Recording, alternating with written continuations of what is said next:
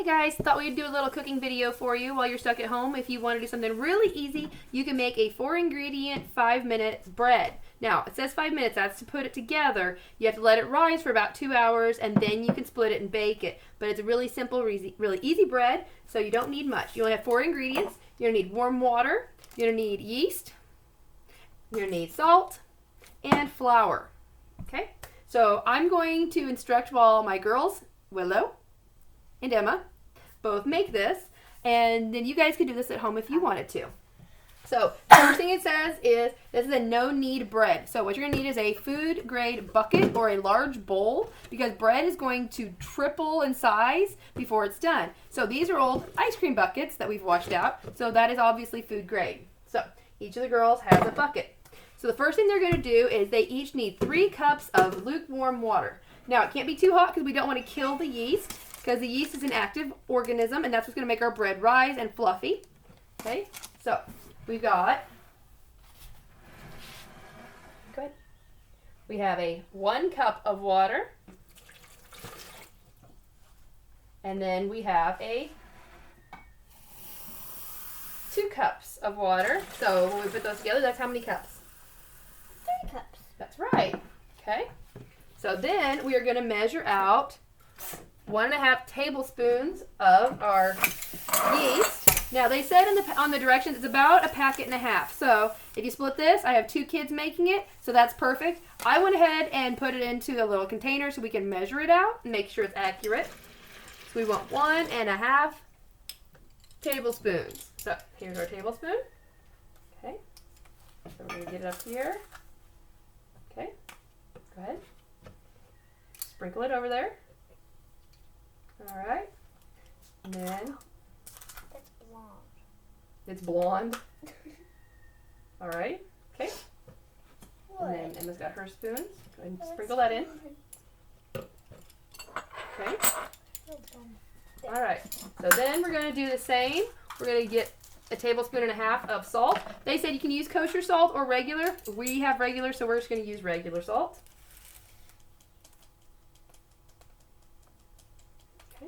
Go ahead and sprinkle that all over there.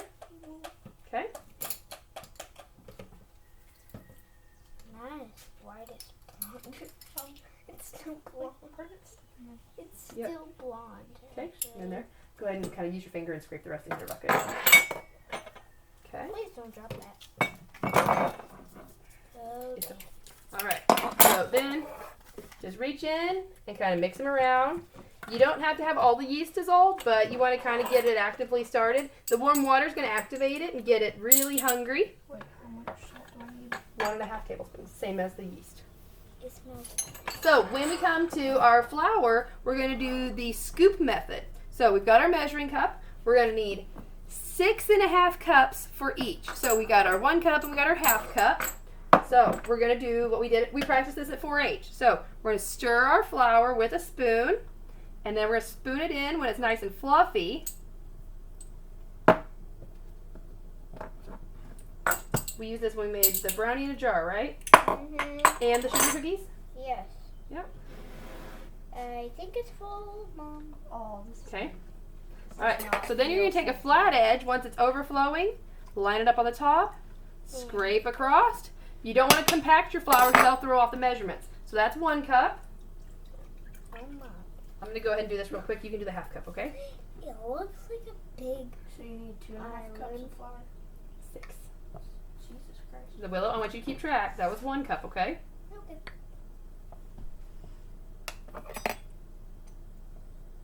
Now you're going this. Okay. That's 2. okay. I hate that smell. Flour, No, the yeast, this. Like, it. No, don't. You can smell yours. the yeast. Yes, I hate it. It smells like barf. Okay. How many is this? 3. Okay.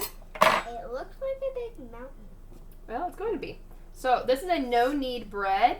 That means that we're not going to take it out on the counter and roll it and knead it. All we're going to do, according to the directions, is press it together into a ball of stickiness, and we're going to let that rise.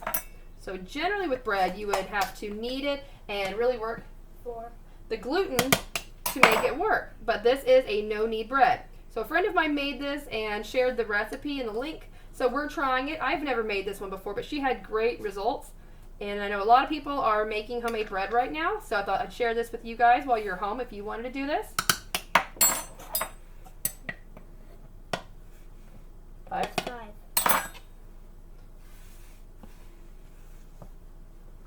No, that's 6.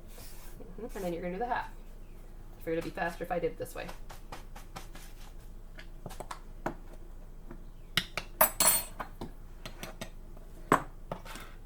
6. Okay. Can you do the half by yourself? Okay. All right. And Willow is 6, so if Willow can handle doing this, then I have faith anybody that you guys might have at home could do this too. Do this with your little brothers and sisters or cousins or whoever you're watching. It's a great lesson in science because we're going to watch things magically rise. That's going to be the chemistry going on. We have to count and measure everything. Turn it over flat side. There you go. Okay. All right. Put that in there. And then we're going to pass that on to Emma. Go ahead and dump it in. Okay. Spoon's over here. Okay. So now it says that we're going to get our hands wet. Go to the sink and get your hands wet. It said with very wet hands. Oh, there's that out. No, it's not. It's not. Okay. So we have very wet hands. Come here. We're not going to knead our dough, but we are going to get in there and we're going to press all of our ingredients together until it makes a sticky lump or a mass. It feels so weird. It feels so Now you're not supposed to be doing that. You're supposed to be pushing it together, sis. There you go. Just work it all around. And then here, let me turn your bucket. It feels so weird. For those of you who were in my Foods 1 class last semester, our World Foods, when we made the pasta, it's going to be very similar to that because we did a water, flour with a little bit of oil recipe and 1 egg, I believe. So it's going to be very similar to that. So it's going to be, It's so sticky. As you see, it's very sticky, and that's what we're going through. That stickiness is going to be your gluten strands that are starting to form.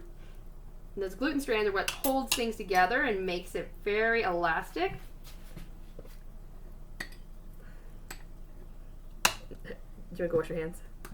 Okay, go ahead. I'll finish. So, we're just going to press it together into a bread ball. How's your measuring coming out? How's your bread measuring coming? Fine.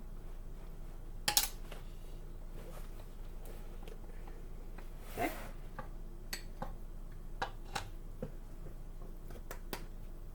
What's 3? Halfway there.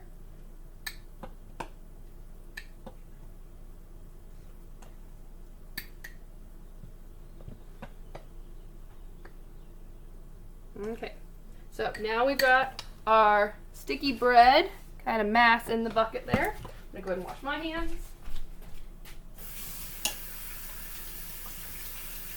How do you think turtles like bread? Whenever we've given it to them at the lake, they've always liked it.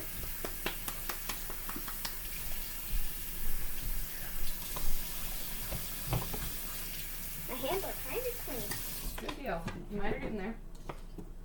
Well, We've got a whiteboard now. And we were all experts on washing our hands by now, I assume. How long do we wash our hands for? When we're getting the germs off. 2 minutes. 2 minutes? And how many times do we sing happy birthday? I have no idea. 2 times. 2 times. It's actually Yes. 20 seconds, but you know I'm not going to judge. Okay. So the next step in our recipe says mix it, add it all in, reach into your mixing vessel. Okay, we want it to be uniform. So the next thing we're going to do is we want it to rise. It says we can cover it with a lid. Now, what we're going to do is we're actually going to cover it with a towel and set it outside because it's a really, really nice day or maybe in the window, and that'll help it rise faster. So what it tells us is about 2 hours at room temperature, and it says about 2 hours at room temperature, and it's going to start to collapse after that time, and that's when you know that it's done. So when your bread doubles, it's going to make about 4 four-ish decent-sized loaves. So if you have a large family, you could even use this to make rolls, or everyone could have their own individual loaf of bread. And when you take it out, after it's done, you're going to want to work with it. So you're going to sprinkle the surface of your flour, and then you're going to pull about a grapefruit-sized mass out. It says about 1 pound at a time. And you're going to gently stretch it on the surface and rotate it just a little bit for about 30-60 seconds. You're not going to want to knead it. You're just stretching it out a little bit. Then you're going to tuck those edges in underneath it, and you're make it very ball-like. And then you're going to take a sharp knife and you're going to cut a pattern of slits into the top of it. That's going to release the steam and give it a nice crust. And then you're going to put it into the oven. Too short for this. Look, can you get the bread off that spot, please? You're going to put it in the oven, it says, for about 30 minutes.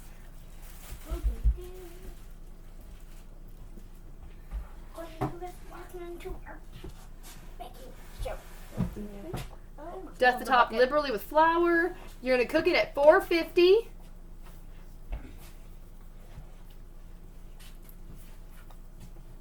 Let's see. Okay. Dust it with the flour. It's going to make a crispy top on it. So 450 degrees for about 20 to 30 minutes. Just keep an eye on it, and you're going to want to have a nice lightly browned crust.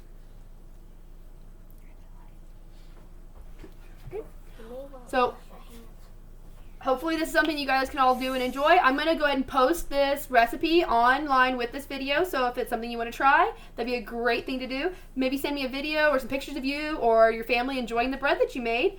And I hope to see you guys soon. Know that we love you and miss you, and your teachers are always here for you. So if you have any questions, reach out to us. So we're going to let our bread rise and go from there. Bye, guys.